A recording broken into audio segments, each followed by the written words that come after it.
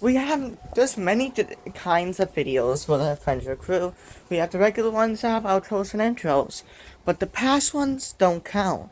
Then we have spin-offs as go-tos, which is like no editing, no intro or outro, that sounds a lot like the very first videos of the channels, but those don't count. Those are just like regular videos. Talk about from 2023 and up.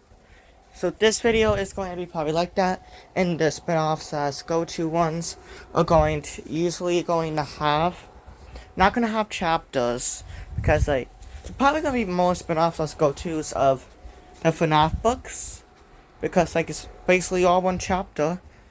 But it's usually when either my storage is almost full from many clips of one video. I have 25 videos in my gallery at once, but there's some videos that are going to be like a movie, and I have so many clips. So for example, when my storage is full, there might be more go-to and spin-off videos. And then there is the full gameplay videos of like basically a movie of different days of a gameplay. So like probably most of the updates of Adopt Me, maybe yeah. So I really hope you guys are going to enjoy this. So this is going to be spin-off, and also this gets uploaded immediately. That's what another spin-off says go to. No editing, so if I stutter, the stuttering won't be exited out. The stuttering won't be edited out. So I really hope you guys will enjoy it. And yeah, because my source is almost full from having so many clips of the many full gameplay videos, and of a new movie coming out that I'm making. Then yeah, we're gonna be having a lot of go-to spin-offs. Now, that's like the Adventure Crew, basically like spin-offs as go-tos videos. I named them all myself, kinda like they're made up unique names, like full gameplay and spin-offs as go-to. Like you go to immediately without any editing. Wait, it just gets uploaded immediately. Now, there is some normal videos that get uploaded immediately, yes, but like, so people get what I mean. And we're reading Count the Ways as like a Christmas special, because Count the Ways takes place on Christmas of Five Nights at Freddy's, and y'all have to wait another year for you to even actually get more posts to the Halloween books. Not only do you so much series of reading books at once. So basically you have only 2 right now, because the Halloween one stopped until next year. But we have a lot of episodes of The Haunter, and now it's been by quick. So now maybe we might even get through the whole story in this episode, or we might have parts. Might even be only 2 parts, probably. So let's get to it. Count the Ways. Remember, no chapters. Why if it isn't Millie Fitzsimmons? A deep booming voice said. In the darkness, it was hard to tell exactly where it was coming from, but it felt like it was all around her. Silly Millie, chilly Millie. The ice-cold goth girl who's always dreaming of death. Am I right? Who are you? Millie demanded. Where are you? Above her, a large pair of terrifying blue eyes rolled backward, looking down into the chamber. I'm right here, silly Millie. Or maybe I should say you're right here. You're right inside my belly. In the belly of the beast, I guess you could say. So, you're the beast? You're the bear? Millie wondered if she had fallen asleep after she climbed inside the old robot as she was dreaming. This was all too weird. You can just think of me as a friend. Your friend till the end. We just have to decide if the end is going to be slow or quick. I don't understand. The space was starting to feel claustrophobic. She tried the door. It wouldn't budge. You'll understand very soon, chilly Millie. You goth girls crack me up.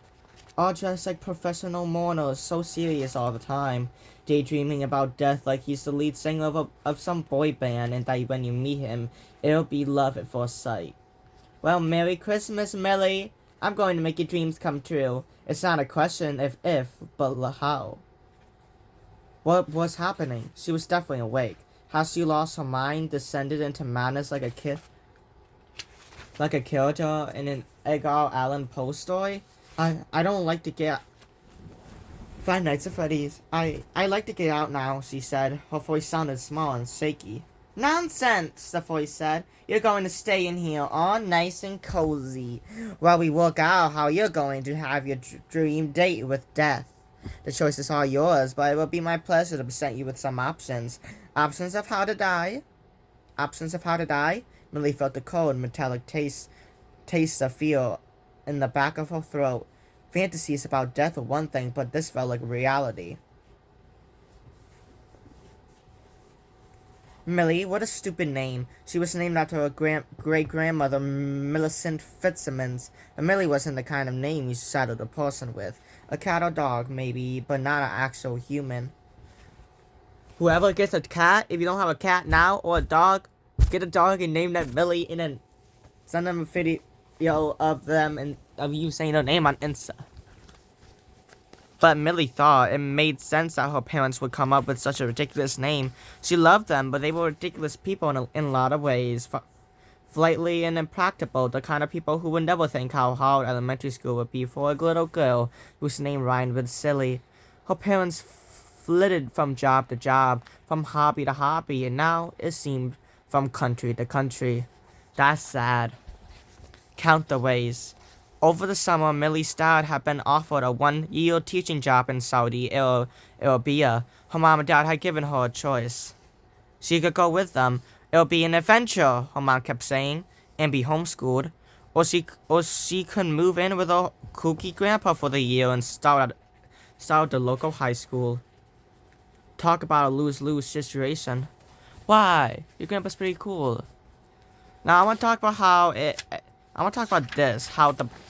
every FNAF story starts with a glitchy sequence. But I love that it does. And most of it starts with a dream sequence. It's proof that it's the same canon as the FNAF games, except these are like fan fiction by the same creator of actual stories that happened, of actual events that happened in the FNAF storyline. It's a little bit confusing, but it was confusing me until I realized, oh wait, probably Fazbear Entertainment made these stories based off of real events that happened. This Fazbear Entertainment is basically one of the villains of the FNAF storyline. So basically, like, most of the games aren't really real.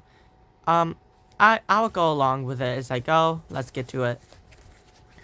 After lots of crying, raging, and sulking, Millie had finally chosen the kooky grandpa option over being stranded in a foreign country with her well-meaning but unreliable parents. Wow. And so now Millie was here in a strange little room at Grandpa's big, strange Victorian house. She had to admit the idea of living in an old, sprawling 150-year-old house was, well, surely someone had to have died at some point. She did hold well enough. The only problem was that it was filled to the brain with her grandparents' junk. Millie's grandpa was a collector. Lots of people have collections, of course, comic books or gaming cards or action figures. But Grandpa didn't collect a specific type of thing so much as accumulate a lot of different things. Accumulate like kind of like go across with a bunch of different things, basically. He was definitely a collector, but a collector of what? Millie wasn't sure. It all seemed very random. Looking around the living room, she could see old license plates and hubcaps hanging on one wall, old baseball bats and tennis rackets on another. A life-size suit of armor stood guard at one side of the front door, and a mangy-looking taxidermy bobcat stood at the other side, its mouth open and fangs bared in a menacing fashion. Bobcat? Oh, one of those statues! So one of those statues of those little cats with the mouth open with big teeth? Yeah, Five Nights at Freddy's. So I think that this... Hold on, let me try to... Wow, 9 minutes, we're only on 3 pages. I think that this, Five Nights at Freddy's Counterways, has semblance to what the page is mostly about. Like, maybe some pages, even though it goes, like, it could be like a reminder, but I really think there's a lot of the story like in Fetch. Most of the better incidences with Fetch are on the part of the page that says Fetch above. So it's like if it ends up going to the finest ready, Scott Cawthon puts extra details in it, maybe to make it go to fetch page. You get what I'm saying? One glass case in the living room contained nothing but old porcelain baby dolls with tiny teeth and staring glass eyes. They were creepy, and Millie tried to stay away from them, though they still showed up sometimes in her nightmares with those little teeth chomping at her. Her new bedroom had been her grandpa's sewing room, and it still contained an old sewing machine, even though her grandma had died before Millie was born. Grandpa had moved in a narrow bed and a dresser to accommodate Millie and her belongings, and she tried to make the room her own. She draped the bedside lamp with a sheer black lacy scarf so it gave off a muted glow. Okay, so yeah. She covered the dresser with dribbling candles and hung posters of Kirk Caron, her favorite singer, on the walls. I know there's going to be a country name that I'm going to mess up, and I don't want to offend anybody, so I might just end it there until I find out how to actually say it, though. In one poster, the cover design for his album Rigor Mortis, Kurt's lips were peeled back to reveal a set of metal fangs. A perfect red bead of blood glistened on his chin. The trouble was, though, that no matter how much Millie tried to match the room's decor to her personality, it never quite worked. The sewing machine was there, and the wallpaper was cream-colored and decorated with tiny pink rosebuds. Even with Kirk Harrison's faint face glowing on the wall, there was something about the room that seemed sweet and old ladyish. Count the ways I want to be in that room. "Soup's on!" Grandpa called from the bottom of the stairs. This was how he always announced dinner, and yet he had never once served soup. "I'll be there in a minute," Millie yelled back. Not really caring whether she ate dinner or not, she dragged herself off the bed and made her way downstairs slowly. Trying not to bump into or trip over any of the clutter that seemed to fill every square inch of the space in the house. Millie met Grandpa in the dining room, where the walls were decorated with souvenir plates printed with names and landmarks of different states he had visited with Grandma when she was alive.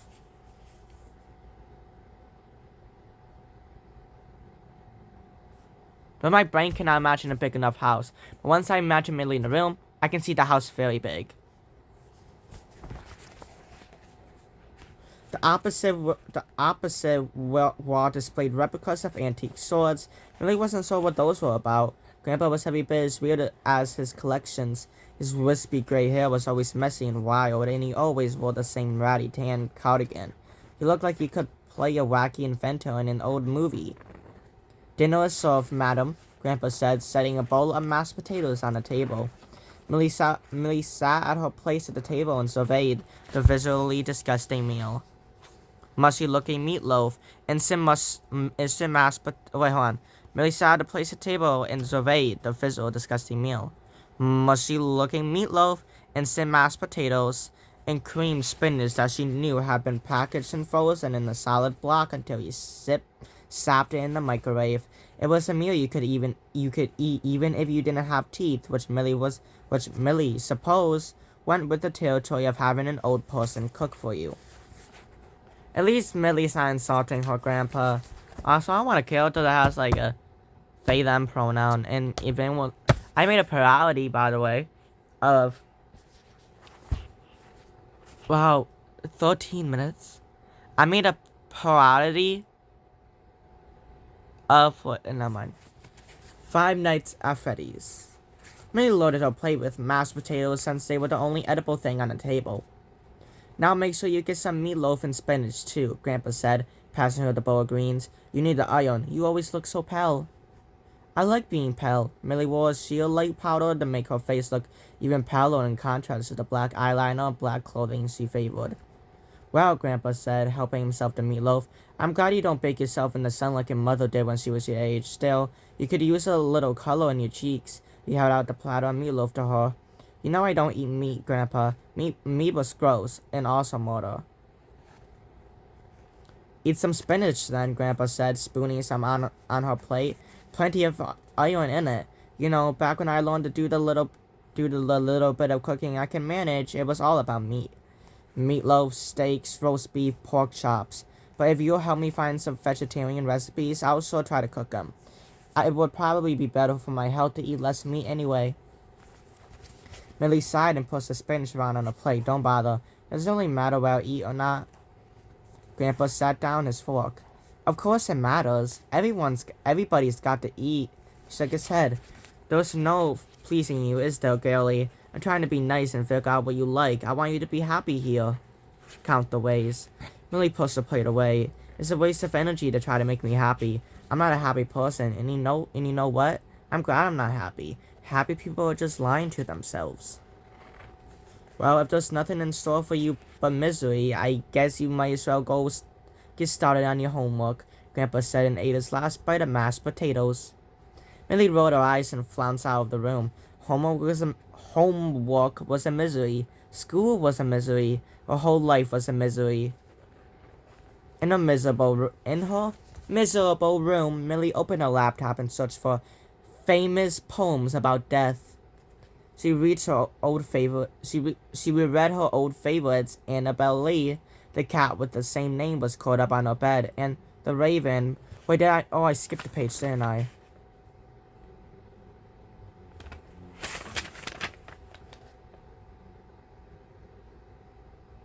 Oh, no. It wasn't a statue cat. It was an actual cat. The Raven by Poe, then tried one she'd never seen before by Emily Dickinson. Wait, The Raven by Poe. We were learning about that in school, but it's The Raven Eyes. I think Scott made it have The Raven just so he wouldn't get copyright. The poem, why is it only LGBTQ books that have LGBTQ characters in it? Like, why can't there be, like, normal stories that isn't only about LGBTQ that have LGBTQs in it? I'm kind of, like, upset that not only stories that have LGBTQ characters in it, it's all about them being in the LGBTQ. Like, that ain't really fun.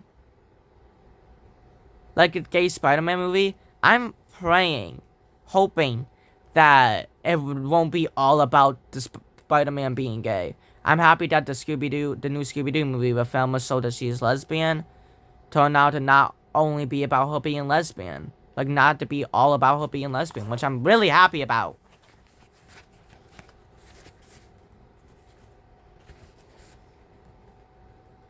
In her miserable room, Millie... okay. The poem talked about death as a guy picking up a girl for a date. A date with death.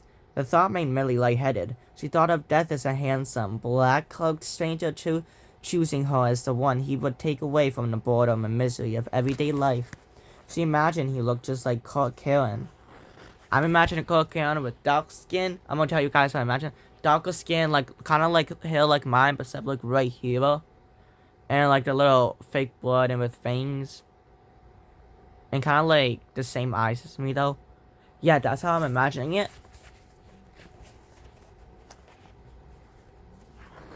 Inspired, she grabbed her black leather journal and began to write.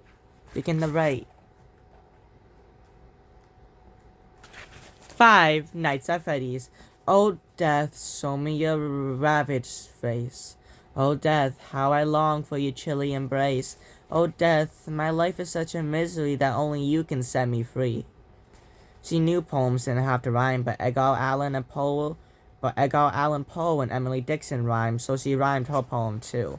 Not bad, she decided. Sighing with dread of what lay before her, she closed her journal and took out her homework. Algebra. What use of algebra in the face of human beings What use was algebra in the face of human beings' indefendable mortality? None. Some algebra is actually good. So you learn some algebra. You don't have to exactly pay attention to all of it. Like, pay attention to some of it. Like, most of it, or, like, just, like, some. Like, the ones that actually seem like it'll be way more important. Like math with letter symbols. That won't ever happen in real life. I think that's just, like, a test to see how good you're good at math. But, like, it is really confusing.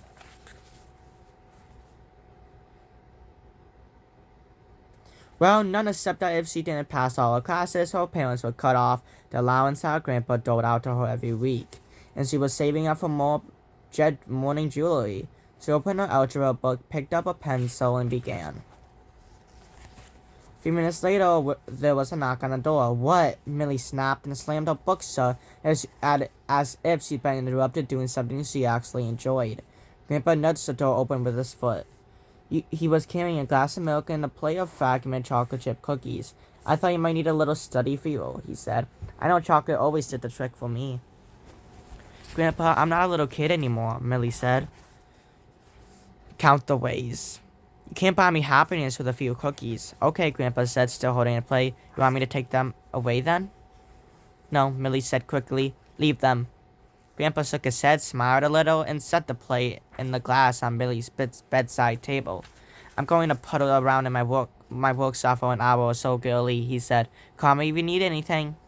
I won't eat anything, Millie said, turning back to her algebra homework. She waited until she was sure he was gone and then devoured the cookies. Yum yiggy.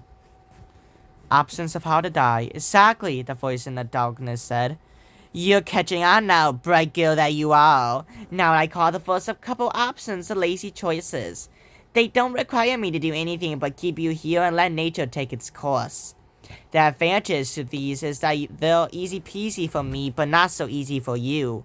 Slow with lots of suffering, but who knows? There might appear in your morbid sensibilities. Lots of opportunities for land gushing. You like land gushing? What do you mean? Millie asked. Whatever the answer was, she knew she wasn't going to like it. Dehydration is one option, the voice said. No water at all, and you could start dying in as few as 3 days, or as many as 7. 5 nights at Freddy's. You're young and healthy, so I put my money on it taking you a while. Depriving the body of water has fascinating effects. With no fluids coming in to filter the flush, the kidneys shut down, and your body starts poisoning itself, making you sicker and sicker. Once those poisons have time to build up, you can suffer total organ failure or a heart attack or stroke. But that's death for you. So glamorous, so romantic. Are you making fun of me? The voice that came out of Millie was tiny and soft, the voice of a scared little girl. Are you making fun of me? Not at all, my dear. I like you, Millie, and that's why I'm here to make your wishes come true. Like a genie, except you're the one who's trapped in the bottle. The voice stopped to chuckle. Salvation is another classic, too. But that's really a slow-moving train. It takes weeks for the body to use up its stores of nutrition and break down all its proteins and turn on itself. It can take weeks. Some people have even lasted a couple of months. Learning stuff. I always learn so many stuff on Five Nights at Freddy's books. Millie knew her grandpa would rescue her before she could starve to death. That'll never work. Grandpa comes in here to puddle around every dinner after night. He'll find me. How? The voice asked. He'll hear me in here. I'll scream. Scream all you want, lamb chop. It's soundproof. No one will hear you, and anyway, after a few days, you'll be too weak to scream. Count the ways. Winter break was just 1 week away, and the whole school was decorated with wreaths, Christmas trees, and an occasional menorah. Millie didn't know why people got so excited over holidays. They were just a desperate attempt to invent some happiness in the face of life's utter meaninglessness. Well, they couldn't fool her. People could wish her Merry Christmas and Happy Holidays, and they turned Santa Claus red in the face, but she wouldn't say it back. Now that people were going out of their way to wish Millie well, as she walked down the hall to the lunchroom, one blonde cheerleader, Millie didn't even know her name, said, I'm surprised to see you out in the daylight, Dracula's daughter. The cheerleader looked over at her equally blonde friends when she'd been talking to more than she'd actually been talking to Millie. And they all laughed. The Dracula's daughter thing had started because she'd been carrying around a paperback copy of Bram Stoker's Dracula. One of the jockey popular guys had said, oh, look, how sweet. She's reading a book about her dad. From then on, she'd been Dracula's daughter. Of course, everybody knew she was really Jeff and Audrey Fitzsimmons' daughter, which made her almost as much as a misfit as she would have been if Dracula were her real dad. 5 Nights at Freddy's. The Fitzsimmonses were kind of a joke in the town, famous for their tendency to start projects with great enthusiasm and then abandon them. They had bought a rundown but once beautiful colonial house when Millie was 10, and had thrown themselves into refurbishing it. They had kept it up for about 3 months until they ran out of time, money, and energy. As a result, the house had a weird patchwork quality. The living room and the kitchen were repainted and had new fixtures, but the bedroom still had old, peeling wallpaper and floors with squeaky boards. Bathroom pipes screamed when you turned on the water, and the ancient tub, sink, and toilet never looked clean no matter how much they were scrubbed. Yikes. Yikes. Actually, where do you live in that kind of house? Leave it in the comments. Okay, we're not even in that many pages, so all the way up to 25 minutes. We got so far in the Goosebumps book. Oh, it might be that it's because it's thicker. The Goosebumps book's sentences are way thicker than... That actually might be it. The most talked about thing, though, was the exterior of the house. They started repainted the front and one side of a nice soft blue with cream trim. But paint was expensive. Painting was exhausting, and he really didn't like getting up on ladders. As a result, the front of the house was painted beautifully, but the back and other side was still covered with old, flaking white paint. Millie's mom said nobody would notice. It was like when people arranged the Christmas tree so the ugly side faced the wall. People noticed. People also noticed the Fitzsimmons' inability to keep a steady job. Millie's parents were always coming up with some new scheme that finally was going to bring them the success of their dreams. One year, her mom was making candles and selling them at a farmer's market, while her dad started a nutritional supplement store that closed its doors after 6 months. After that, her mom and dad started a store that sold yarn and knitting supplies, and they might have made a go of it if either of her parents had known more about yarn and knitting. And then they bought a food truck, even though they were both terrible cooks. Count the ways. Like, why? Why would you, like, would you guys buy a food truck? Even though you know you're a terrible cook? I'm not saying you like, how would I even know you're a terrible cook to begin with? I really couldn't understand how our parents could remain so optimistic with failure after failure, but they did. They attacked each new project with huge enthusiasm. Then after a few months, both the project and the enthusiasm fizzled out. They weren't poor exactly. There was always food to eat, even if, toward the end of the month, it tended to dwindle the pancake mix and boxed macaroni and cheese. But there was always worry about how the bills would get paid. Millie knew that her grandpa helped them out some months. Her grandpa was also considered weird in town, but was cut some slack because he was old and... Okay, hold on. Her grandpa was also considered weird in town, but was cut some slack because he was old and a widower, and had been an excellent high school math teacher for many years. As a result, he earned the title of eccentric instead of weird. Some people said that maybe by taking this teaching job in Saudi Arabia, Jeff was finally getting it together and following in his dad's footsteps. Millie knew, though, that her dad would fiddle away this opportunity like he had so many others. Five Nights at Freddy's. So Dracula's daughter or Jeff and Audrey Fitzsimmons' daughter. Either one was a one-way ticket to being a social outcast. In the cafeteria, Millie took a second to adjust to the deafening din of hundreds of teenagers talking and laughing. She walked past a table full of popular girls and saw her best friend from elementary school, Hannah, sitting with them, laughing at something all the other girls were laughing about. Millie and Hannah had been inseparable from kindergarten through 5th grade, playing on the swings or jumping rope together every recess and playing dolls or board games at each other's houses after school. Holy cow, my breath!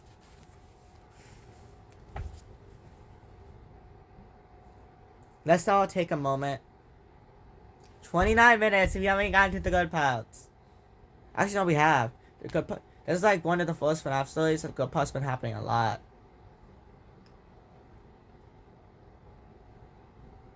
Oh, that's one called Lonely Freddy.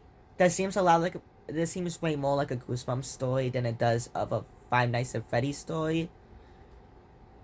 But in fact, yeah, it literally had like mostly regular life with bad in the background. That's basically every Goosebumps story, to be honest. If you think about it, it really is. in some part one of episodes it's usually like normal life. Anyways, let's get back to reading Count the Ways.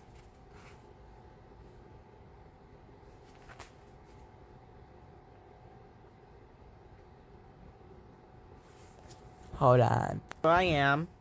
By middle school, popularity started to be more and more important to Hannah. She drifted away from Millie into with the crowd who was always giggling about clothes and boys. Millie understood, but Hannah did not. What Millie understood, but Hannah did not, was that those girls never accepted Hannah as more than a hanger-on. Hannah lived in a plain little house in a plain little neighborhood and didn't have the money or social status to make the cut. Popular girls didn't push her away, but they never let her into their inner circle either. It made Millie sad that Hannah preferred to accept crumbs from the popular girls rather than real friendship from her. But then a lot of things made Millie sad. I need to cut my nails. Look at them. Or like paint them. Count the ways. Millie sat alone, nibbling on the egg salad sandwich and apple slices her grandpa had packed for her and reading tales of misery and imagination. Sorry, that was like a book, like a gas book. She was managing to drown out all the cafeteria noise and focus on the story she was reading. The Fall of the House of Usher. Roderick User, the main character in the story, couldn't bear noise of any kind, but then she felt herself being watched. She looked up from her work to see a lanky boy with horn-rimmed glasses and frizzy hair that had been dyed fire engine red. Both his ears were studded with silver earrings. Millie confetted his black leather jacket. Hi, I was wondering. He nodded at the chair across from Millie. Is anyone sitting there? Was this guy asking to sit with her? Nobody ever asked to sit with her. My imaginary friend, Millie said.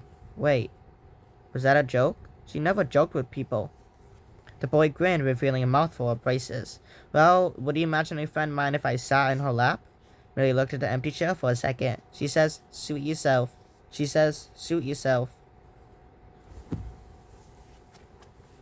Okay, now y'all don't be inappropriate about it.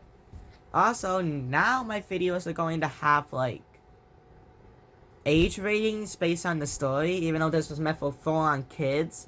But even some kid episodes, even some episodes of kids shows, aren't really for the age that they have the whole series be. That's well made by human, and sometimes we want to make episodes like that. So I realized that, so that's why people should make age ratings for all episodes. So I'm gonna do that. So like for the whole Fast Food Fight series, it's probably for like maybe 15 and up, with the swearing and stuff. This is probably more like a classic 12 and up, I guess. Count the Ways is more like for a classic 12 and up. But for a mature 12 and up. So if you are mature, bye. Leave.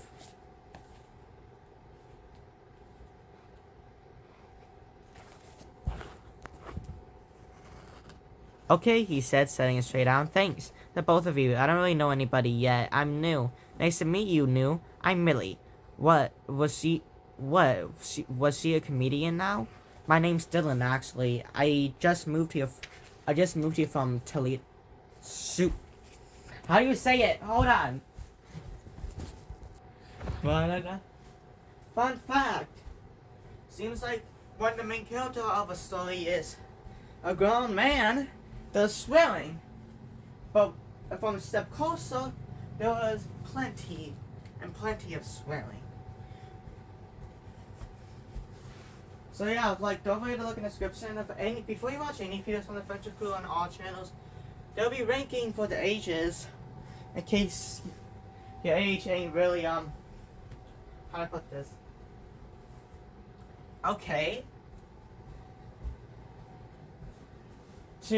For like, when it says mature 13 plus instead of 13 plus, yeah, your maturity has to be above 13 plus. You don't really have to be 13 plus.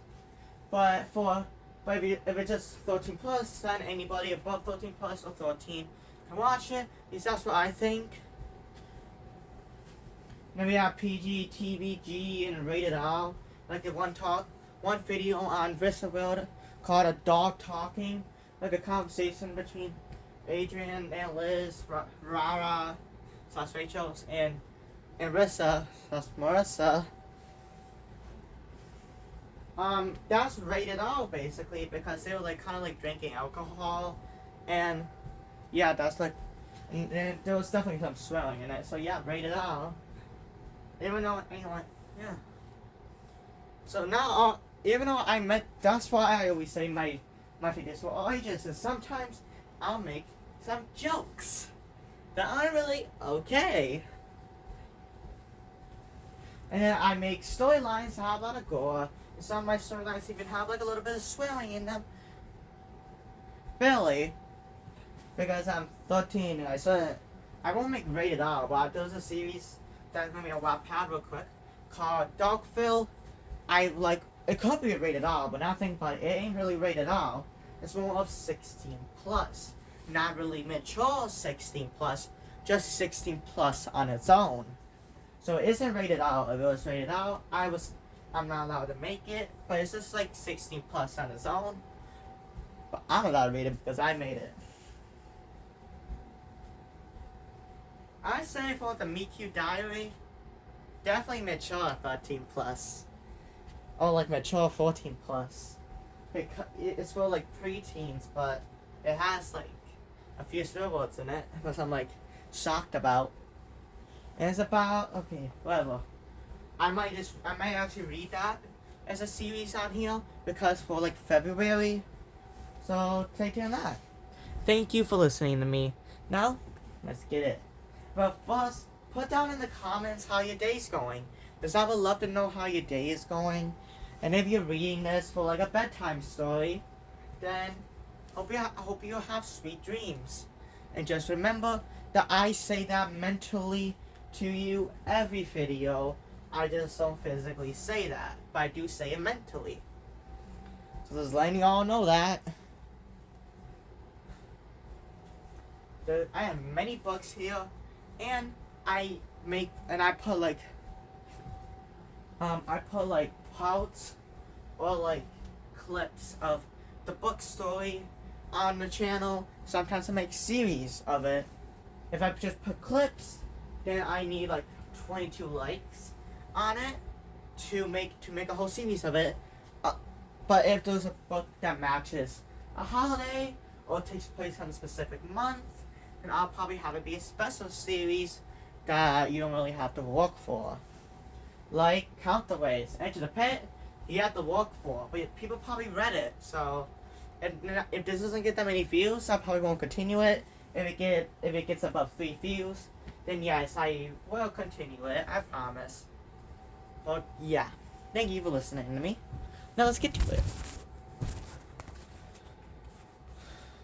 So Toledo, the country that Dylan's from is Toledo. Toledo is in Canada. Toledo is in Canada. Yeah. Five Nights at Freddy's. He guessed the toad with her book. His fingernails were sore but polished black. A Poe fan, huh? Millie nodded. Me too, Dylan said. And H.P. Lovecraft. I love all the old scary writers. I never read Lovecraft, Millie said. Better to be honest than to try to fake knowledge and talk herself into a corner. I thought of him, though. Oh, you love him, Dylan said, dunking cafeteria issued chicken nugget into a puddle of ketchup. Super dark and twisty. He looked around the cafeteria, his face a mask of disdain. So is the school as lame as it seems? Lamer, Millie said, making her place in her book. Oh, wait, disdain.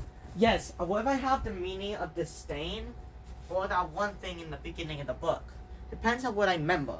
Since this is going to be like a go-to, it's going to be by what I remember, which one I remember. And my brain has not been working as well, so there might be none, and this might be the cover of the book, I guess. But yeah, maybe rather be what I remember between. I forgot what the first one, what the thing is. What was it? It was.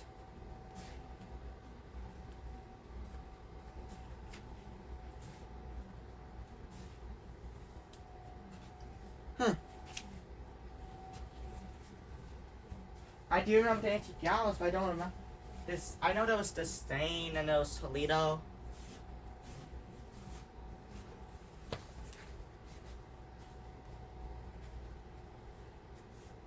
The school is lame as it seems. Lame, what Millie said, marking her place in a book and studying it. The house also wasn't going anywhere, and she couldn't remember when she last had an interesting conversation. Well, I'll tell you what, Dylan said, gesturing with a french fry. So far, you're the only person I've seen here who seems cool.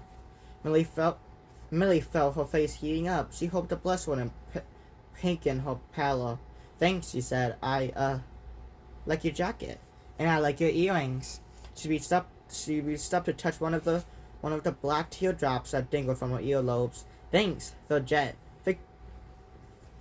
Victorian morning jewelry. We finally wait. Is Victorian morning jewelry a thing? What was it? It was something with the goth. That was the picture that was gonna make the thumbnail. But I think I might maybe just put up something random, then everybody would know what it is. So I might just search up antique doll and put antique doll. Maybe. Yeah, why not? Sorry, I'm walking away. I might just put antique doll as it. Yeah, I actually might. Again, I can't believe I can't remember. I think in the future I would remember. Like when I looked at the book of the Honcho when I was editing it, I'm like, oh yeah, I was gonna put pioneers as it. After I was like reading it, I'm like, what was the one? Something pioneers. And after I said it in the book in the video, I'm like, oh yeah, pioneers. I knew it was something like pioneers, but I obviously said it wrong. Count the ways. I know, Dylan said. He knew? What kind of high school guy knew about Victorian morning jewelry? I have a few pieces of it, Millie said. I mostly find them on eBay. I can't afford my favorite kind, though, which is... Dylan put up his hand. Wait, don't tell me. It's the kind where they weave the hair of the dead person into the jewelry, right? Yes, Millie said, shocked and amazed. Those pieces show up sometimes on eBay, but they always cost a fortune. Count the ways. The bell rang, signaling our lunch period was about to end. Dylan leaned toward Millie and half whispered, Do not ask for when the bell tolls. It tolls for thee, Millie finished. Where had this guy come from? Toledo, sure, but how was he so sophisticated and knowledgeable? She never met anyone like him. Dylan stood up. Millie, it's been a real pleasure. Would you and your imaginary friend mind very much if I joined you two at lunch tomorrow? Millie felt the corners of her mouth twitch in an unfamiliar way. We wouldn't mind at all, she said. See, I had thought about freezing you to death too. The voice said, I thought I could sort out the power in here so the space heater turns off and my metal can get pretty cold. I figured your grandpa would come in and notice the power was out in his previous precious workshop and would fix it right away. So freezing to death is a no-go. Five Nights at Freddy's. Sorry if you had your house set on that one, sweet pea. Millie was shivering not from the cold but from fear. I don't understand. Why do you want to kill me? Interesting you should ask, the voice said. There are a couple of reasons, actually. The first is quite simply that it's something to do. I sat in a salvage yard for ages before your grandpa found me and brought me here, but I've just been sitting too. I'm bored out of my skull. Not that I have a little skull, but you know what I mean. And aren't there other things you could find to do besides killing people? Millie asked. Whatever this being was, it was obviously intelligent. Maybe she could reason with it. None so interesting. And plus, there's my second reason, which is that death is what you want. You've been mooning around since you moved here, talking about how you want to die. Well, I like to kill people and you want to die. It's a mutually beneficial relationship. Like those little birds that pick the parasites off rhinoceroses. The bird gets to eat and the rhinoceros gets rid of the itchy little bugs. We both get what we want. Win-win. Millie suddenly realized that she had spoken of death, written about it, but it had always been just an interesting idea to play around with. So she ran about it, kind of like me. She never intended to take any action to make it a reality, But I don't want to die. Not really. Count the ways. A horrible rumbling sound surrounded Millie and shook at the body of the machine that trapped her. It took her a few seconds to recognize the sound as laughter. How do you like my laughter? How do you like my laughter? For dinner, Grandpa made spaghetti with mac. I think that's a good place to end. Y'all think so? Alright, we got to most of the story.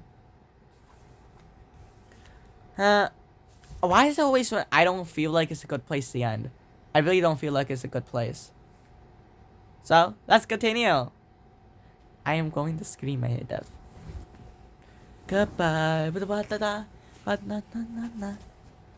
For dinner, Grandpa made spaghetti with Mariana sauce, garlic bread, and Caesar salad. It was much better than the meals he usually slung together. "You're actually eating tonight," Grandpa said. "Because this is actually good," Millie said, twirling spaghetti on a fork. "Alright, I finally found something you like to eat," Grandpa said. "I added to my limited repertoire. I kept the sauce meatless for you and added meatballs to mine, so everybody's happy, herbivores and carnivores alike." "Well, happy may be stretching it," Millie said, unwilling to admit that she actually had kind of a good day. "But the spaghetti is good, and my day at school didn't totally stink." "And what made the day less stinky than usual?" Grandpa asked, bailing a meatball.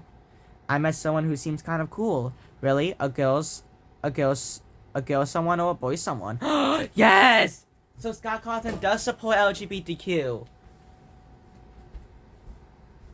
Because the way when someone says a girl someone or a boy someone, is they don't know which gender you are or what sex you are attracted to.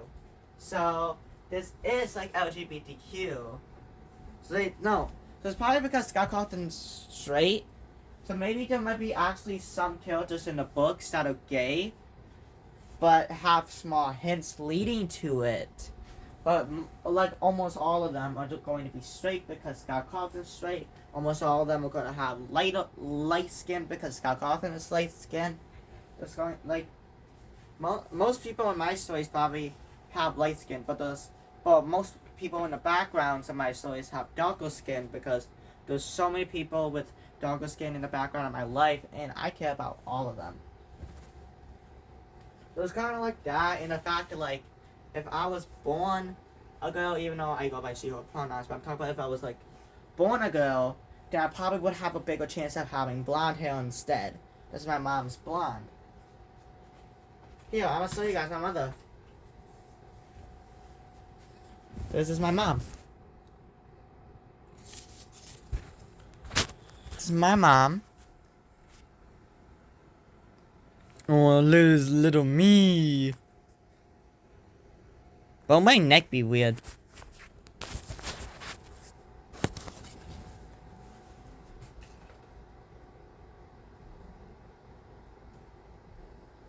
Alright, so I said you guys my mom. And even though this is kind of like be like a normal video, that'll be a good place to end. But yeah, just letting all my okay, most of my feelings are not let on you guys. It's only like some. Mostly like because I know you guys won't reply. But my family knows more about me than you do. I just like talk about just like tiny stuff with my viewers basically. Yeah. I always complain about racism and homophobia at random times in my videos for some reason. Anyways, let's get to the point. Now let me pause video and go where we were. Here we were. Millie didn't like Grandpa's insinuating tone. Well, not that it matters, but it happens to be a boy. Don't try to turn it into some kind of love story, though. We just had a decent conversation, is all. Five Nights at Freddy's. I just realized I have a pretty good idea of a character in the Fast Food Fights. So he says, the Fast Food Fights stories that seem to have a crush on their best friend, and the best friend was born a boy too. But it's like they have secret sexualities for some of the characters. And then most of them straight, but for all the people, but for so much of the animatronics, they have gender identities. And boy and girl count as a gender identity. So boy and girl, you could be born a boy, be mentally a girl. Like, sometimes I'm mentally a girl. So, that still counts me as a girl. It doesn't really matter. If you're born a girl, yeah, you can't change your sex, but you can change your gender. But I always try to explain to people. You're right. Okay, yeah. That's not the point of the video. I just wanted to make sure. Oh, wait. Real quick. Sorry.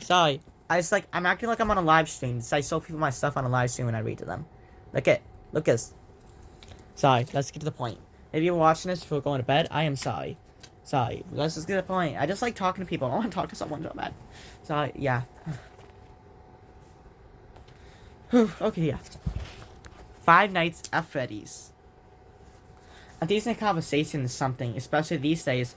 Most people your age won't look up from the phones long enough to say as much as, "How do you do?" Grandpa said. I had to put the cart before the horse, but I met your grandma when I was just a little older than you are now. So what, now you have me engaged to this guy I just met? Grandpa, I'm 14. Grandpa laughed. You're right that you're too young to be engaged. And your grandma and I didn't get engaged when we were teenagers either. But we were high school sweethearts and then we went to the same college. We got engaged our senior year of college and married in June right after we graduated. He smiled. It all started with a good conversation at lunch, like you had today, so you never know. Slow down, old man, Millie said, fighting off a smile. No, I was shoot, I bended it! No. I don't like... The fact that, like, the very older ones have smoother covers, which I just love doing this. Just to know, the reading channel ain't always reading. It's also me reacting. And me just telling people stuff about me. And no one, and seems like people only talking to me in real life. Apparently I'm like safe on the internet when I talk about myself, so. Oh no, my Lucas fell over.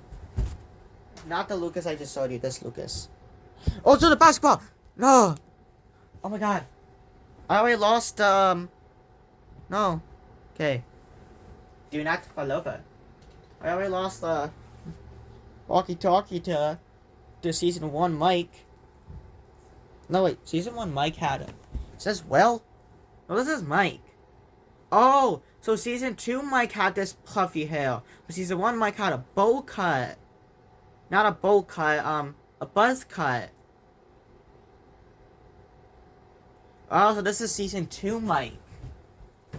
I don't know why they don't use walkie-talkie so much. I also lost the guitar. So if I lose the basketball I also lost the guitar to Eddie. So if I lose the basketball to Mike, Lucas, I will literally probably scream, bro.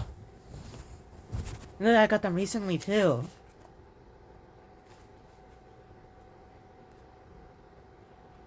Grandpa's eyes went soft and misty. I'm just reminiscing. Hold on. I'm just reminiscing. Here, I'm gonna switch that up.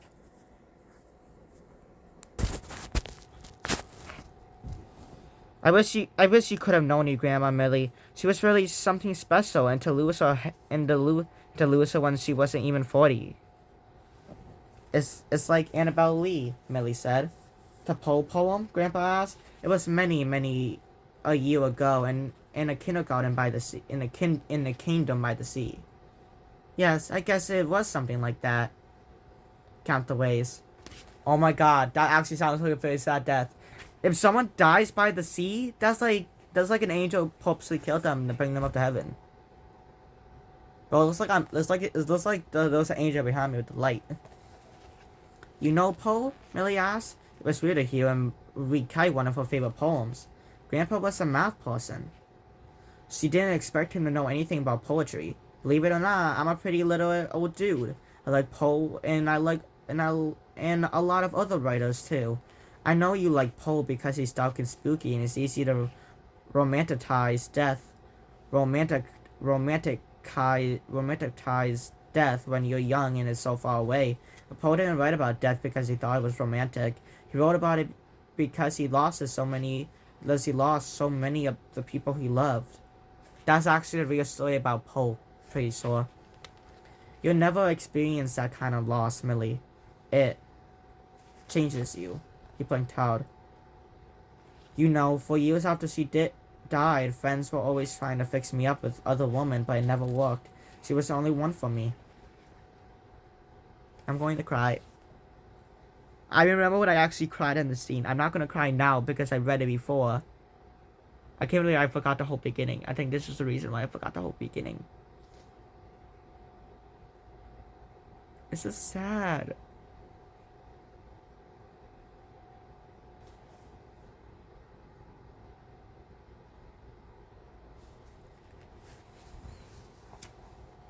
Millie had never really thought about Grandpa's feelings before. How he must have felt when Grandma got sick and died.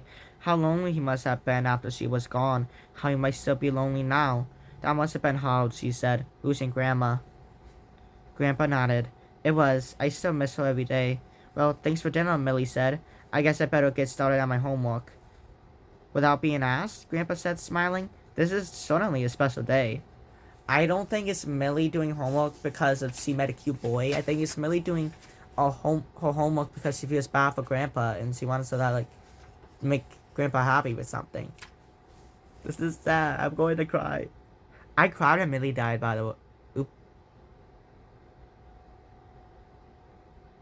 And people watch Game Theory. Most were not fans still. So Millie is the girl who died in Canto, so. I'm sorry if I spoiled it for you. I'm really, really sorry. I'm sorry. I honestly really sorry. That was actually my mistake, and this is like a go-to. Maybe I should actually think before I even react. And think if the reaction's good from now on. Yeah.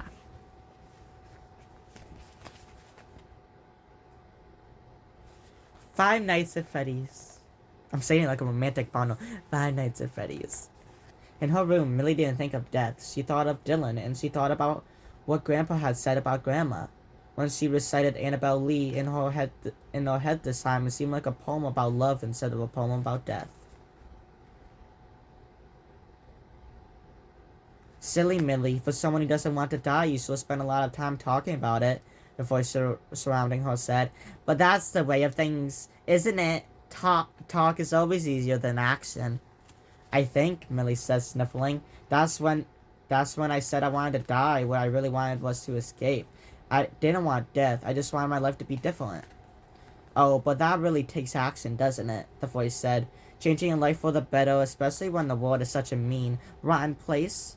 Especially when the world is such a mean, rotten place. It's much easier and ultimately much more satisfying just to snuff it out. Which brings me to my second set of options. Much more interesting ones. These are quick and easy for you for the most part, but they require a little more effort from me. I'm not complaining though. There's nothing I like more than a good challenge to relieve my boredom. Say, you like Dracula, don't you? Millie could barely find a voice to answer. Why? Are you going to bite my neck? Now how would I do that with you in my belly, you silly girl? I know that you're a Dracula fan. The kids at school call you Dracula's daughter, don't they? Well, what you might not know is that the character of Dracula was inspired by a real person, a prince named Vlad Dracula, but he's better known by his nickname Vlad the Impaler. Millie's inside seemed to turn to jelly. Count the ways. Ooh, we're learning stuff!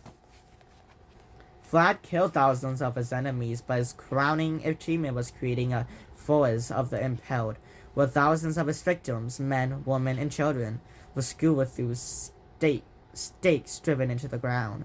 Now I'm no prince and I can't aspire to that level of achievement, but one little old impaling can't be that hard, can it?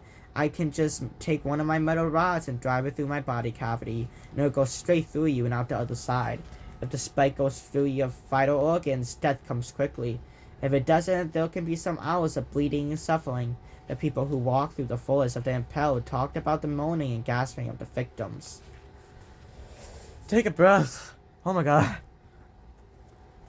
Wait, imagine we actually finished the whole story in one part. That'd be awesome. Take a breath. Sorry. Why did I just start singing? That was... So, impaling. One might say other deaths impale in comparison. The voice's tone was cheery.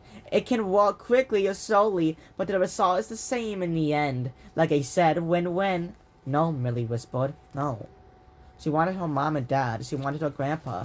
They would help her if they only knew. She'd even settle for goofy Uncle Rob and Aunt Sherry as long as they would come to her rescue.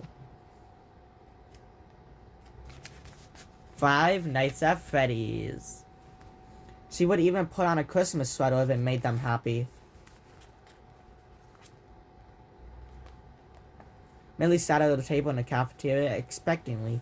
She had taken special care with her appearance this morning, choosing a lacy black top and a jet Victorian morning necklace from her small collection. Her face powder enhanced her polo, and her black eyeliner had the perfect cat-like effect. As minutes passed, she started to worry. What if Dylan didn't show up? What if she had gotten all dressed up for nothing? What if, as she'd always suspected, offered no possibility of pleasure or happiness? But then there he was, with his leather jacket and fire engine red hair and shiny silver earrings. "Hey," Millie said, trying not to sound like she was too happy to see him. "Hey," he said, setting it straight on the table and sitting across from her. "I brought you something." Millie's heart pounded in excitement. She hoped she didn't show it. He reached into the pocket of his leather jacket and pulled out a worn paperback book. "H.P. Lovecraft," he said. "I was telling you about him yesterday." "I remember," Millie said, taking the book. "The Call of Cthulhu and Other Stories." Call of Cthulhu? Did I say that right? Cthulhu? "Who knows?" Dylan said. "H.P. Lovecraft made it up, and he's dead, so we can't ask him. You can keep the book. I got a copy in hardcover for my birthday." He grinned. "My parents are cool. They don't mind that I like weird stuff." "Thanks." She felt a little smile creeping up on her. She slipped the book into her bag. Count the ways. She would certainly read the book, but it wasn't the book itself that was making her feel all smiley. It was that Dylan had thought of her. While he was at home, not in her presence, he had thought of her, found the book, put it in his jacket pocket, and remembered to give it to her. In her experience, boys weren't usually this thoughtful. Oh, wait. Yes, actually. I feel like it's always when someone's mentally a boy, they aren't really thoughtful. At least, that's just... I think most people. It was kind of proves, the boy race, and they ain't really good. That doesn't mean all boys... Well, not... There's, even girls that are born a boy, non-binary people that are born a boy. Yeah, you get my point. I'm sorry. I don't know where I'm going.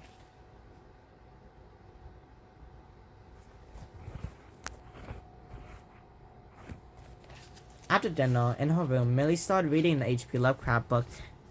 Dylan was right. It was weird. Weirder than Poe stuff, even, and scary in a way that it made... Sorry, let's get to the point. I'm sorry.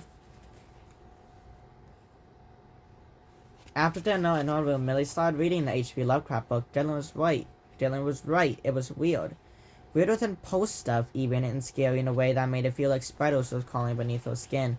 But she loved it. It was the perfect gift for Dylan to give her. Millie wasn't a flowers and candy kind of girl. After she read a couple of stories, she opened her laptop. Instead of Googling poems about death, she searched for poems about love. She found the famous one by Elizabeth Barrett Browning that began, "How do I love thee? Let me count the ways." She had read the poem before and thought of it just as pretty words, but now she could appreciate the feeling behind the words, strong feelings for the rare person who truly understood you and one you understood in return. Five Nights at Freddy's. She took out her black leather journal, chewed on her pen, and thought. Finally, she wrote, "You clipped away the black thorny vines that twisted around my wounded heart, so it could beat and feel relief from pain. You are the gardener who awakes the plants from the gray. Chilly death of winter, so that they can blossom again like my heart, a slow blooming blood red rose." She read the poem back to herself and sighed with satisfaction. Her mood only darkened slightly when she set her journal aside to start on her homework.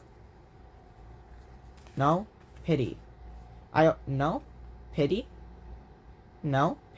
I always think impaling has a certain dramatic flair. Perhaps something with a little more sing? Electrocution is always an effective option. Did you know that the idea of the electric chair was developed in the 1800s by a dentist named Alfred P. Southwick? He came up with the idea of an electric chair based on his dental chair. That's not exactly comforting to people with dental phobias, now is it? I don't have a chair to strap you into, but I do have the power to shoot a series of strong electrical currents through my body cavity. If the current saps your heart or brain, you die quickly. If it doesn't, you have some nasty burns and your heart will go into fibrillation, which would generally kill you if you don't have help. And I think we've already established that you don't have anyone here to help you.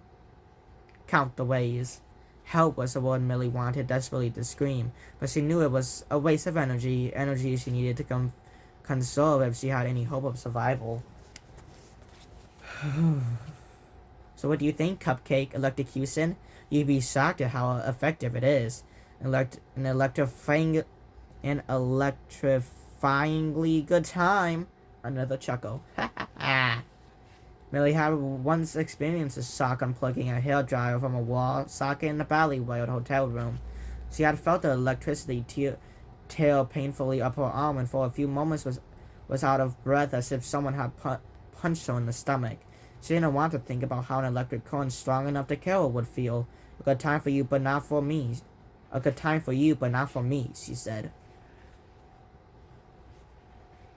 On Saturday afternoon, when most other kids were at the mall or the movies or hanging out at one another's houses, Millie walked downstairs to the public library. It was about a 20-minute walk, so the walk there and back with an hour or two of browsing and reading sandwich in between was a pleasant way to spend a Saturday afternoon in solitude. Wait, reading sandwiched? Five Nights at Freddy's. Oh my god. You know what feels nice when you just take a breather? And this is the first hour-long version of me reading a book. It's always ended up being 40 minutes, and to be exact, like, it always ended up being 40 minutes when I felt like, oh wait, that would be a good cliffhanger. But I'm not sensing a good cliffhanger on this because it doesn't really have like chapters or different stuff. I don't know. It could be that the whole story would be a good. I really want to do like a hotel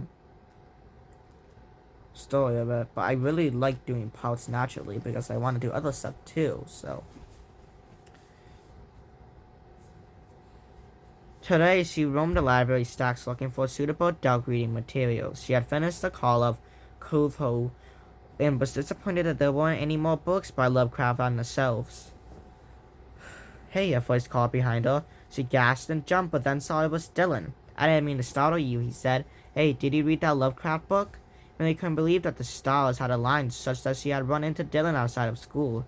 Yes, I loved it. I was kind of hoping they'd have more stuff by him here. Dylan said. I bet I can pick something else you like. Give me a sec. With a thoughtful expression, he scanned the shelves and pulled out a thin book with a black cover and handed it to her. The Lottery and Other Stories by Shirley Jackson, she read. Yep, you'll love her. It's the perfect book to continue your classic horror pursuits. Hey, he said. I was reading at the table over there until I saw you. If you want to sit there and read too, you can. Okay. Millie worked hard not to show how happy the invitation made her. Man, I just remember that it's Christmas. Like, it's Christmas. And it feels nice. I'm like thinking more of Valentine's kind of theme because it's a love story. My god, I love it. Anyone else is thinking that too? Or is it just me? Count the ways.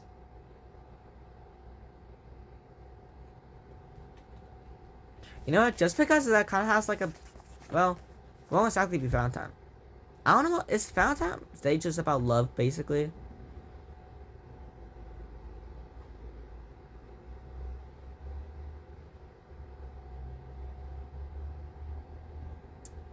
And what kind of specials would I even do for like...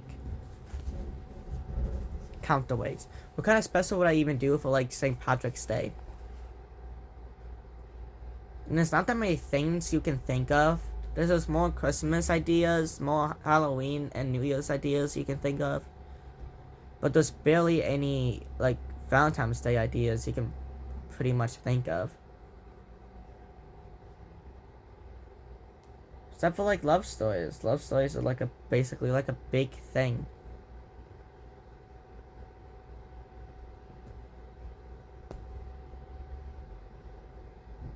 Yeah.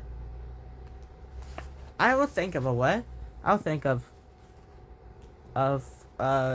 something for St. Patrick's Day. Maybe like a lucky thing. I think it might have something to do with I should find something to do with the meaning. If I don't have an idea, then I'll find something close to it, I guess. I'll probably search up luck on Roblox and see what game comes up. Count the ways. I've got to admit I've got an ulterior motive inviting you, Dylan said. I want to see the look on your face once you finish reading the first short story in that book. They sat at the table across from each other and read in companionable silence. Millie loved talking with Dylan, but being quiet with him was nice too. She read The Lottery with a growing feeling of suspense, and when she got to the ending, Dylan laughed. You're reading with your mouth hanging open, he said. It's the ultimate surprise ending, isn't it? It really is. Say, Dylan said, I was thinking that after I check out my books, I might have a cup of tea at the cafe next door. Would you like to do that too? I mean, you don't have to drink tea just because I do. You can have coffee or hot chocolate. Tea sounds nice, Millie said. This afternoon was turning out to be nice, surprisingly so. Millie had passed you and me coffee and tea hundreds of times, but had never gone inside. It was a pleasant place with exposed brick walls displaying paintings by local artists. Sitting with Dylan over the steaming cups, Millie said, I think I might like to be a librarian someday. She had never told anyone this before. She'd always been afraid of getting laughed at. That would be cool, Dylan said. You love books. I love books and I love quiet, Millie said, sipping her Earl Grey tea. Five Nights at Freddy's. Five Nights at Freddy's. Sorry, I don't know why I'm singing. You should totally dress in a goth librarian style too, Dylan said. You could put your hair up and really jet jewelry in a black Victorian dress and those old-fashioned glasses that just clip into your nose. What are they called? Pinces? Dylan grinned. Yeah, those. And when you dress like that and such people in the library, it will scare the living daylights out of them. Millie laughed and she had to admit it felt good. School days were better when she knew she'd have lunch with Dylan. She could spend the morning looking forward to seeing him in the afternoon, thinking about what they'd said to each other. Sometimes she felt a little silly for spending so much time thinking about a boy.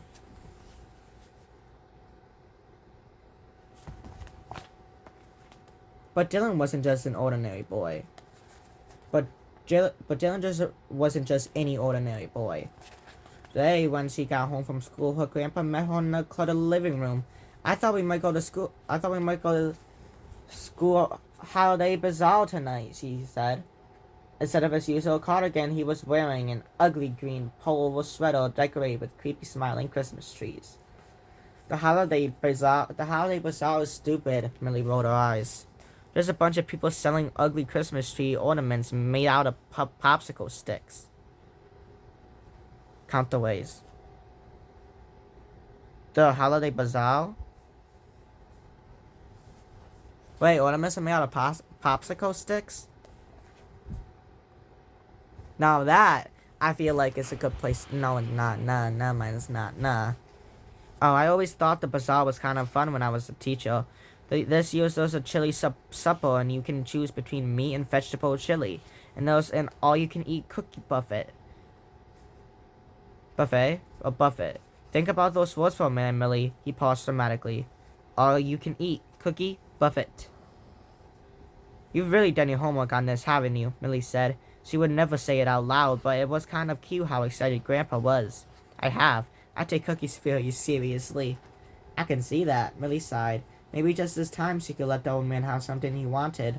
Two of them didn't get out much, and it might be good for him to be among other people. Okay, I guess I could go even if it's not my thing. Great, Grandpa said. We'll leave in about an hour. He looked her up and down. Maybe you could wear something besides black, something, a little more festive. Don't push it, Grandpa, Millie said. She couldn't believe she'd agreed to attend such a lame event. But maybe Dylan would be there, under duress, like her, and they could make fun of it together. The school halls were sparkly with Christmas trees, and Millie had been correct in predicting the ugliness of the ornaments for sale. But the vegetarian chili was tasty, and there was an impressive variety of cookies on the cookie buffet, including gingerbread, which was her favorite. Five Nights at Freddy's.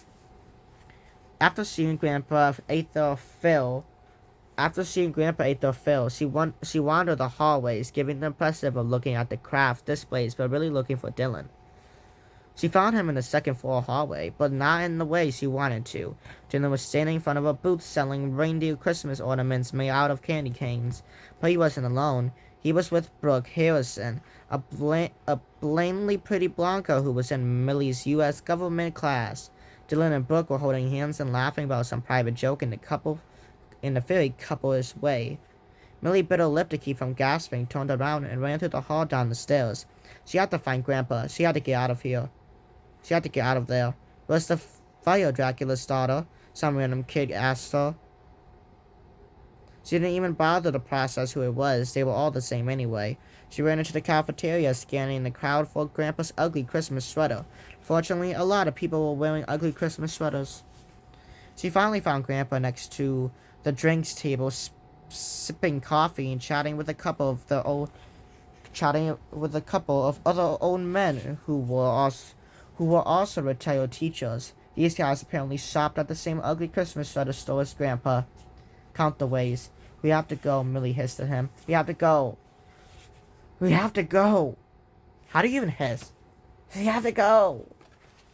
Grandpa knitted his brow in concern. "Are you sick or something?" "No, I just have to go. I wanted he moved faster." "Okay, honey." He gave the other guys a look that seemed to say, They're so emotional at this age," and then said, "See you later, fellas. Merry Christmas." In the car, Grandpa said, "What's the matter, honey? Did someone at the school say something that hurt your feelings?" Millie couldn't believe her grandpa could be so stupid. "Nobody at school said anything to me because nobody at school ever says anything to me. Nobody at school cares whether I live or die."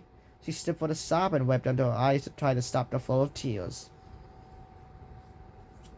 Count the ways. "I can't remember feeling that way when I was your age. I wouldn't go back to being 14 for anything, not even with all the years I get back." The tears weren't stopping. Millie looked out the window and tried to ignore Grandpa. He couldn't possibly understand. Nobody could understand. Nobody could understand, especially people who got excited about Christmas sweaters and cookies and all that fake happy stuff. Nobody could understand. Especially people who got excited about Christmas sweaters and cookies and all that fake happy stuff they filled their minds with to ward off the fear of death.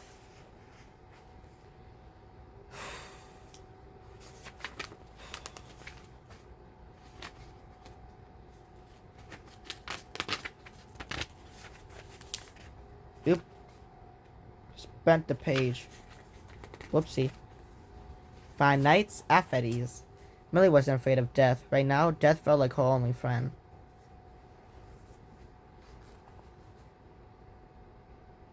"My, we certainly are picky, aren't we?" the voice said. For someone who wants the end result, we're awfully fussy about how to achieve it. But there are lots more options. I feel like a waiter taking my way through the menu at the fancy restaurant. The difference, of course, is that one menu gets you fed. The other menu gets you dead. Low, rumbling laughter. Oh, I cracked myself up. Since I was talking about food, how about boiling? Did you know that Henry Phil made boiling alive the official form of punishment during his reign? Funny that they call it boiling alive because goodness knows you don't stay alive for very long. I could easily flood my insides with water, then use my energy stores to bring the temperature up, and up.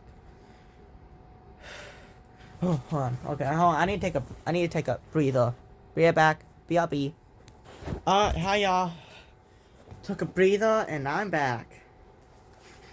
Now let me just find where we are. First it would feel like a nice warm bath, but then it would just keep getting hotter and hotter and hotter. I wonder if you turn red like a lobster? Millie sat miserably at her table in the cafeteria, knowing she was doomed to eat alone. She opened an anthology of horror of horror stories she had checked out from the school library. Books, at least, would always keep her company. But then Dylan sat down across from her, acting like absolutely nothing was wrong. "Hey," he said. "Count the ways. How can you just sit across me like that?" Millie said. He was so casual, opening up his ketchup packets and creating a little red puddle on his plate, just like always. "How can you sit across from me like that?" "Like what?" Dylan said, looking lost. "I sit here every day." "Like what?" "That's my lost face, oh well." "I would think you want to sit with Brooke," Millie said. "Brooke has a different lunch period than me." He obviously dipped a nugget into his ketchup puddle and popped it into his mouth. Millie felt anger rising up all the way from her toes. "So I'm what? Your backup or understudy?" Dylan rubbed his face like he was tired. "I'm sorry, Millie. I'm trying to keep up." "I really am. But you're not making any sense." Millie couldn't understand how he could be so stupid. "Dylan, I saw you with her at the bazaar last night." "Yeah, so?" She had never felt so exasperated. "You were holding hands. You were clearly together." "This is embarrassing." "Yeah, so?" he repeated. But then a look of realization dawned on his face. "Wait, Millie, did you think you and I were dating?" Millie swallowed hard and told herself not to cry. "You noticed me. Brought me a book, took me out for tea. Of course I thought we might. In the future. Date, I mean." "Wow," Dylan said. "I'm sorry if I misled you. I mean, you're really... yeah. I mean, you're really great and really pretty in everything, but I never meant to make you think we were anything other than friends." Five Nights at Freddy's. "Haven't you ever had a friend who's a boy but who's not, a boyfriend?" Hannah had been Millie's only friend but had abandoned her. There was no way Millie was sharing this fact with Dylan. "Of course I have. But Dylan, you told me I was the only cool person you met at this school." "I did, but that was my first day. I've met other cool people since then." "Like Brooke?" Millie's voice dripped with sarcasm. "Like Brooke?" "What, you don't approve of Brooke?" Dylan said. "What, you don't approve of Brooke?" "She's blonde and basic," Millie said. "No need to mince words. The truth was the truth." No need to mince words. The truth was the truth." "Have you ever had a conversation with her?" Dylan asked. "Do you even know what she's like?" Had Millie ever heard Brooke say anything? She was quiet in U.S. government class, Millie assumed, because she had nothing interesting or important to say. "I never talked to her," Millie said. "I don't talk to just anyone." Dylan shook his head. "Well, Brooke isn't just anyone. She's small and well-read and nice. She wants to be a veterinarian. Why doesn't matter what color her hair is?" Dylan looked at her so hard it was just like he was looking through her. "Millie, I'm disappointed in you. You of all people, with your black wardrobe and black eyeliner and black nail polish. It seems like you know better than to judge a person based on her appearance. You don't like when people do it to you, and yet you're guilty of a very same crime. I'm pretty sure that's called hypocrisy. He stood up. "I think this conversation is over." Count the ways. Now that is a good place to end. Y'all agree? Even though I know what happens, that's a very good place to end. And even though I didn't make, did I even make I made a Christmas special for when it was December. It's like I didn't make any Christmas specials when it was December. Huh. Weird. Awesome. So yeah, that's a good place to end. Page number 1. We're on page 177. So from the beginning to 177, but from actual number quality. So from page 138 to page 177. So that's like 40, 50, 60. Okay, so that's like 40 pages. Alright, that's like 40 pages, and we got through most of the story. I don't know how it lasted for an hour, though. You would think it wouldn't, since we got through 40 pages of a Goosebumps book once. Pretty sure it was the Weird Halloween. And then we were okay. Or it was Haunter. Yeah, but like... And it didn't end up being that long. It's weird. Alright, so 177, so 138 to 177. I really hope you guys enjoy this, and don't forget to hit the like button. And don't forget to hit the like button and subscribe if you want to see more. Now, I ain't gonna have the sticker for the like, the sticker for the subscribe button. But as again, this is a go-to / spin-off of regular Adventure Crew videos. Of like with no intro, no outro, no editing. Just a straight up going to YouTube. So, yeah. I really hope you guys enjoyed it. And I even had to sit through an intro. I might do more of these because the intros have like risk and currency for people with photosensitive. People that are photosensitive. But it makes sense why I would do it with Five Nights at Freddy's. I'm sure people understand, like, it's one chapter. So I don't really need it pretty much edit it. And it's like there's no parts that I would edit out anyways. It's like it's just me reading. So if you think about it, it don't really matter. And there is a spin-off that's go-to. I named these, like, named them all, like the Adventure Crew. The Adventure Crew is said Adventure Crew, but it's spelled with 2 W's, but it's said with 1 W. And like spin-off, like go-to video is like video that I literally like go straight to YouTube, but not going to be uploaded immediately, but I'm going to have it be date uploaded to a specific day. Which is going to be next week, and happy Valentine's Day. It ain't going to be but it's for Christmas. It's for Christmas. But yeah, I really hope you guys enjoyed. And don't forget to hit the like and subscribe button. Don't forget to go check out maybe the Christmas 2022 playlist. It's still going on. There's like a lot of stuff. It's like this year, like 2022 was very busy, so like a bunch of the Christmas stuff and games and stuff is still going on. Like in Murder Mystery 3. Like the Murder Mystery 3 that is legit and it's not a full-on copy of Murder Mystery 2.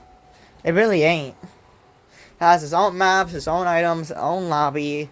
So, just because it's based off of Murder Mystery 2, it's not a copy. It really ain't. So, yeah. Let's get to the point. Yeah, don't forget to hit the like button. Don't forget to hit the subscribe button. Don't forget to hit bell notifications so you never miss when we upload a new video. And, yeah. I really hope you guys will enjoy. And I'll see y'all in the next video. Bye!